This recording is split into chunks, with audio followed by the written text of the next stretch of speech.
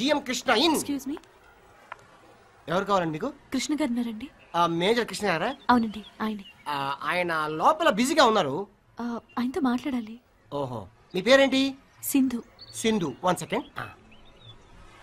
రేయ్, నీకోసం ఎవరో ఒక అమ్మాయి వచ్చిందిరా. అమ్మాయి? అమ్మాయే. అమ్మాయిని బయట వెయిటింగ్ లో పెట్టా, నీ వెయిట్ పెరుగుతుంది. పేరేంటంట? పేరు సింధు అని చెప్పింది.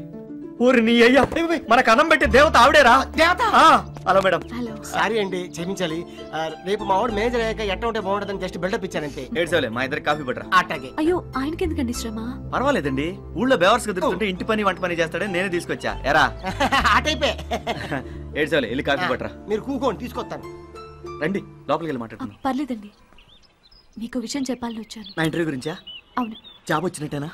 రాలేదు, ఇక ముందు కూడా రాదు.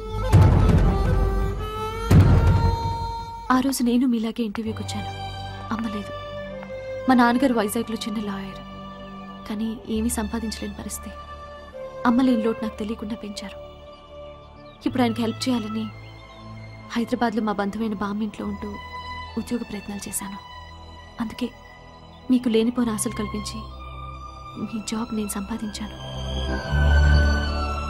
ఈ విషయం మీకు చెప్పాలని ఎన్నోసార్లు ప్రయత్నించాను, కానీ మీరు నాకు అవకాశం ఇవ్వలేదు.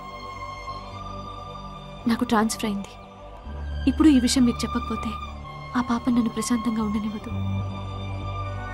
నేను మీకు చేసిన అన్యాయానికి జాబ్ రిజైన్ చేయాలని నిర్ణయించుకున్నాను.